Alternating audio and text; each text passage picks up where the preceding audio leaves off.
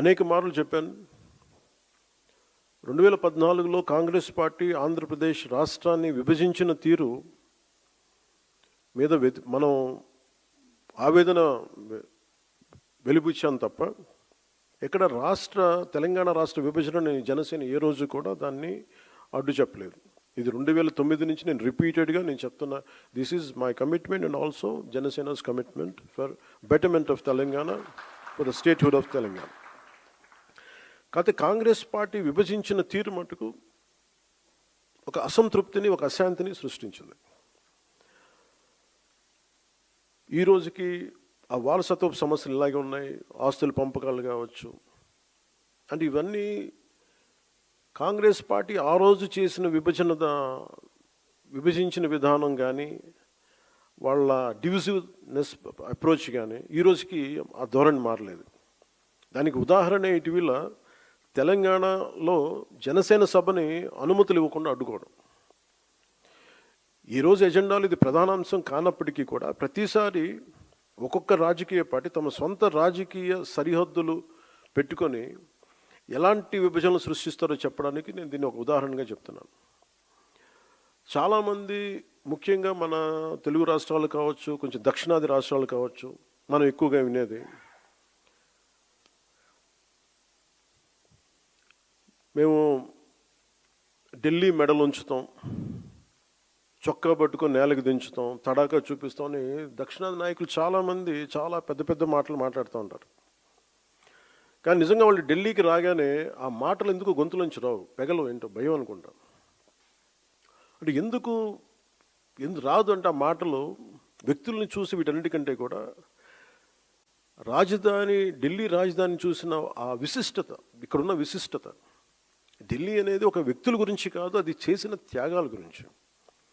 140 కోట్ల మంది ప్రజలను సురక్షితంగా ఉంచడానికి, పరిపాలించడానికి నిరంతరం పోరాడుతున్న ఎన్నో నిబద్ధత కలిగిన సంస్థలు, అది న్యాయ వ్యవస్థలు కావచ్చు, రాజకీయ వ్యవస్థలు కావచ్చు, అడ్మినిస్ట్రేటివ్ వ్యవస్థలు కావచ్చు, డిఫెన్స్ వ్యవస్థలు కావచ్చు, ఇవన్నీ దగ్గరుండి చూసినప్పుడు మనకు అలాంటి మాటలు పెగలవు.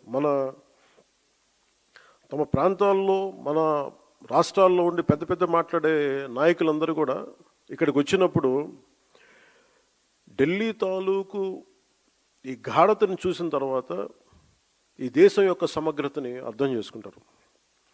మీరు ఇండియా గేట్కి వెళితే ఈ దేశాన్ని ఏకతాటిపై ఉంచడానికి సైనికులు చేసిన త్యాగాలు మనకు అర్థమవుతాయి. ఒక సెంట్రల్ హాల్కి వెళ్తే 370కి పైగా న్యాయ నిపుణులు, అంబేద్కర్ గారు రాజ్యాంగ సారథిగా, చాలామంది ప్రముఖులు, నాయకులు కలిసి 2 సంవత్సరాల 11 నెలల 17 రోజుల పాటు రాజ్యాంగ చర్చలను ఎలా జరిపారో మనకి అర్థమవుతుంది. విభజన సమయంలో దాదాపు 2 కోట్ల మంది ప్రజలు నిర్వాసితులయ్యారు. 18 నుండి 20 లక్షల మంది ప్రజలు ప్రాణాలు కోల్పోయారు. మనం ఢిల్లీని తాకినప్పుడల్లా మనకి ఈ విషయాలని మనసులోకి, స్ఫురణలోకి వస్తాయి. ఇక్కడ నుండి కొన్ని గంటల దూరంలోనే మన పట్ల ఎంతో శత్రుత్వంతో ఉన్న పాకిస్తాన్ ఎంతసేపు ఆ సరిహద్దులు కనిపిస్తూ ఉంటాయి మనకి. ఈరోజు నేను ఎందుకు ఇక్కడ పెట్టానంటే, జనసేన పార్టీలోని ప్రతి ఒక్క నాయకుడు, ప్రతి సభ్యుడు ఇది అర్థం చేసుకోవాలని ఇక్కడ నేను పెట్టాను. అంటే ప్రాంతీయతని విస్మరించని జాతీయవాదాన్ని అర్థం చేసుకోవాలంటే ఎక్కడో మనం కూర్చొని హైదరాబాదు, మంగళగిరి, ఢిల్లీ, ఆంధ్ర, తెలంగాణలో కాకుండా ఢిల్లీ రాజధాని కేంద్రంగా చేసుకొని మాట్లాడితే దాని గాఢత అందరికీ అర్థమవుతుంది, మన బాధ్యత కూడా తెలుస్తుందని ఈ సమావేశం తాలూకు ముఖ్య ఉద్దేశం.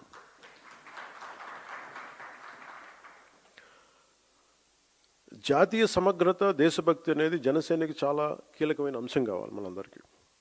భిన్నమైన విభజన ధోరణులు మనం ఎందుకు దూరంగా ఉండాలి అంటే, ఈ దేశం ఈరోజు ఈ స్థితిలో ఉండటానికి వెనక ఎంతటి త్యాగాలు ఉన్నాయో మనం అర్థం చేసుకున్నప్పుడు దీన్ని ఎలా గౌరవించాలి, ఎంత బాధ్యతగా ప్రవర్తించాలో మనకి తెలుస్తుంది.